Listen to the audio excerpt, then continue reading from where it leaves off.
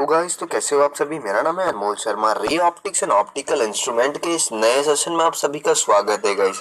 जिससे कि आप देख पा रहे हैं कि यहाँ पर अभी हमने फिजिक्स के और थोड़ा ज़्यादा जोर दे रहे हैं। जैसे कि मैंने आप सभी से वादा किया था कि हम एक 11 डे का फिजिक्स का कोर्स लाने वाले हैं और इन 11 दिन में हम फिजिक्स के हर एक इंपॉर्टेंट एस्पेक्ट को टच करने वाले, हर एक इंपॉर्टेंट टॉपिक को बहुत ही डीप में जाके समझने वाले हैं, जो कि हमारे एग्जाम पॉइंट ऑफ व्यू से बहुत ही ज़्यादा इंपॉर्टेंट है। बिकॉज अक्सर ये देखा जाता है कि जो स्टूडेंट होता है वो बहुत ही अच्छा स्कोर केमिस्ट्री और फिजिक्स में कर देता है, कभी कभी वो अच्छा स्कोर केमिस्ट्री और बायोलॉजी में करता है।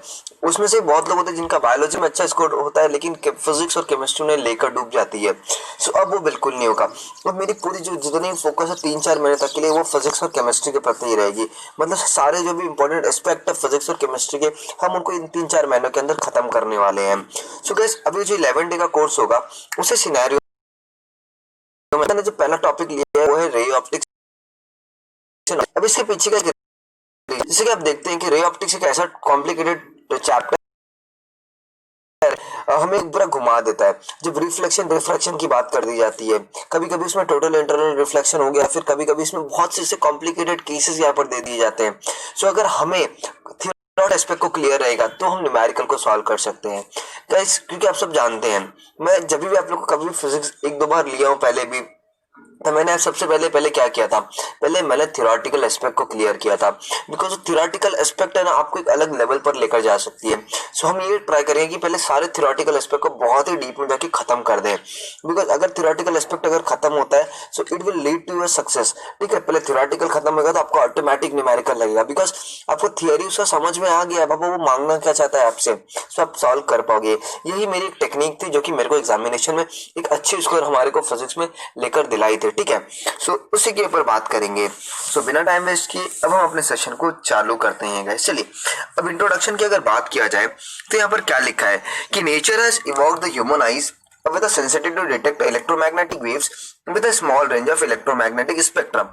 जैसे कि हम सब जानते हैं कि हम सभी को आंखें हैं और जो हमारी आंखें हैं वो एक छोटे छोटे सेंसेशंस को भी ऑब्जर्व कर सकती है, वो छोटे छोटे वेव्स को भी डिटेक्ट कर सकती है। क्या क्या हलचल हो रही है उन सारों को डिटेक्ट कर सकती है कौन, हमारी आईज। तो मतलब ये क्या है, एक स्मॉल माइन्यूट इलेक्ट्रोमैग्नेटिक स्पेक्ट्रम को भी वो डिटेक्ट कर पाती है। हम इससे आगे एक फिनोमिना में भी पढ़ेंगे, जो हमारी आई फिनोमिना जो हम लोग पढ़ने वाले, उससे बताया जाएगी कैसे हमारी रेटिनल आईज उसको डिटेक्ट कर पाती है, उस माइन्यूट सेंसिटिव को भी। ठीक है गाइस, अब देखिए सेकंड पॉइंट यहाँ पर क्या बोल रहा है, electromagnetic radiation belongs to this region of the spectrum, wavelength of what 400 nm at the 750 nm। ठीक है, is called as what light। मतलब जो इलेक्ट्रोमैग्नेटिक स्पेक्ट्रम जो होगा अगर किनके वेवलेंथ के अंदर होगा 400 mm और फिर बाद में 750 nm के रेंज में होगा तो हम उन्हें क्या कहते हैं, लाइट कहते हैं। सो मतलब अगर इन दोनों वेवलेंथ के अगर अंदर कुछ भी आता है तो वो हमारा लाइट कहलाता है। बिकॉज जिसको हम लोग प्रिसाइज कर सकते हैं, जिसको हम लोग महसूस कर सकते हैं, उन्हें हम लोग क्या कहेंगे, लाइट कहेंगे। और उनकी वेवलेंथ के बारे में यहाँ पर डिस्कस की गई है गाइस। ओके, अब देखिए नेक्स्ट पॉइंट यहाँ पर क्या लिखा है, it is mainly through the light and senses of the vision that we know and interpret the world around us. Because अब देखेंगे आप सब पूछते रहेंगे सर आप ये सब क्यों पढ़ा रहे हैं। बिकॉज गाइस ये वेवलेंथ से क्वेश्चंस कभी कभी आया जाता है। बिकॉज जब आप एम्स के एआर क्वेश्चंस को देखोगे, आई होप सो 2012 का ये क्वेश्चन है, 2012 में क्वेश्चन पूछा गया था डायरेक्ट। बिकॉज आपको पहले इंट्रोडक्शन अगर नहीं पढ़ोगे तो चैप्टर का आप आगे भले कितना भी पढ़ लो लेकिन वो आपके काम लायक नहीं होगा। इसलिए हमें इंट्रोडक्शन अच्छे से पढ़ना चाहिए। ठीक है, जो कि आपको आगे आपके मेडिकल कोर्सेज में भी आपको बहुत ही वो हेल्पफुल करने वाला है। सो हम सब जानते हैं कि जो हमारा विजन है, लाइट है, और जो सेंस ऑफ विजन से हम लोग पूरी दुनिया को महसूस कर सकते हैं और पूरी दुनिया को देख सकते हैं। सो वेवलेंथ क्या होता है और लाइट क्या होता है उसके बारे में यहाँ पर डिस्कस किया गया है गाइस। ओके, अब देखिए there are two thing that we are intuitively mention about the light from the common experience. हमने दो चीज को महसूस किया होगा। सबसे पहला क्या, first that it travels from the enormous speed. आपने कभी देखा है जब आप लाइट चालू करते हो तब पूरा उजाला दे देता है। सो मतलब कि जो लाइट की स्पीड है वो बहुत ही ज्यादा होती है गाइस, है ना। अभी हम सभी को पता है लाइट की स्पीड क्या होती है, लेकिन अब हम लोग एक अज्यूम करें कि मतलब लाइट बहुत ही ज्यादा स्पीड से क्या हो रही है, ट्रैवल कर रही है। सेकंड क्या, it is travel in a straight line. आप देखते रहोगे जो लाइट होती है वो स्ट्रेट लाइन में ट्रैवल करती है। तो ये दो कंसेप्ट हमने समझना है जो कि हम लोग एक्सपीरियंस करते हैं गाइस। तो ये दो कॉन्सेप्ट समझा क्या कि कभी कभी क्वेश्चन से सब ये मैथ्स कॉलम बी में क्वेश्चन आते हैं, जिप्पर में ऐसे क्वेश्चन गाइस पूछे जाते हैं, ठीक है, लेकिन नीट में चांसेस नहीं, बिकॉज अभी एनटीए का पैटर्न आ गया है, कुछ भी हो सकता है गाइस, ठीक है। सो हमने हर एक तरीके से तैयार रहना है उसके लिए। सो हमने देखा लाइट के लिए दो एक्सपीरियंस कौन सा है कि जो लाइट होता है वो बहुत ही ज्यादा स्पीड से ट्रैवल करता है, और सेकंड पॉइंट क्या होता है कि वो जो ट्रैवल करता है वो एक करता है, ठीक है। It took some time for a people to realize that the speed of a light is finite or measurable। और ये बहुत समय लग गया कुछ साइंटिस्ट को ये सोचने में कि जो स्पीड ऑफ लाइट है वो फाइनाइट है या मेजरेबल है गाइस, ठीक है। It presently accepted a value of the vacuum in.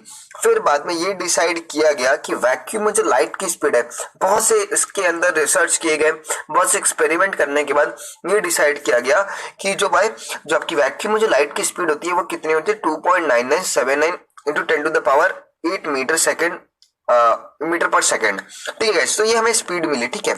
तो उसी तरह ये गाइस 108 नहीं है, वो 10 टू द पावर 8 है वो, ठीक है। सो हम लोग उसके लिए क्या लेते हैं 3 into 10 to the power 8 metre per second लेते हैं ना गाइस।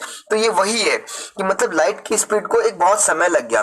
क्यों समय लग गया? बिकॉज देखिए जब हम लोग पहले एक्सपीरियंस करते थे लाइट को, तो लाइट क्या होती थी, बहुत ही ज्यादा स्पीड में ट्रैवल करती थी। इनॉर्मस स्पीड होने के कारण वो स्ट्रेट लाइन में ट्रैवल करती थी।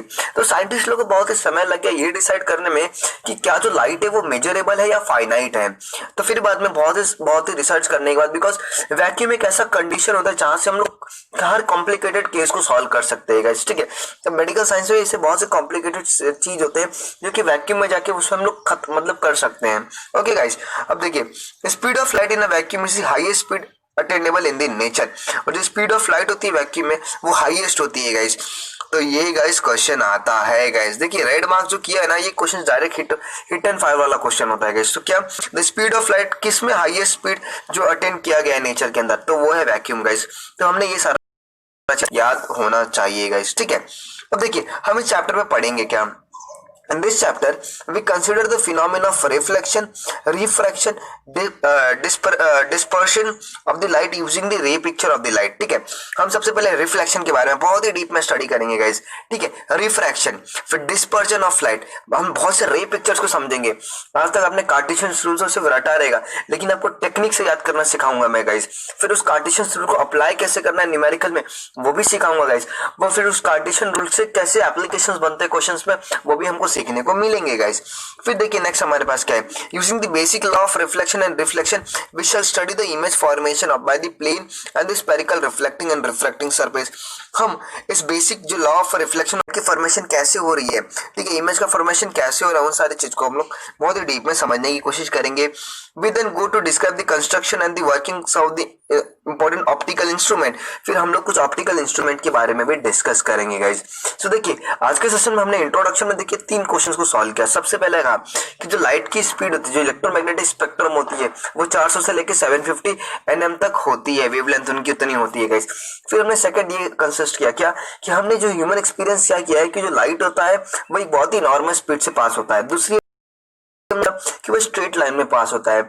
सो हमें क्या हुआ, हम एक प्रॉब्लम में आ गए थे क्या कि फाइनाइट होता है कि मेजरेबल होता है, लेकिन वैक्यूम में इस कंडीशन को रिजॉल्व किया गया कि जो लाइट की स्पीड होती है वो कितनी होती है 3 into 10 to the power 8 metre per second होती है। सो ये सारे जो इंपॉर्टेंट एस्पेक्ट है वो हमें क्लियर करना है।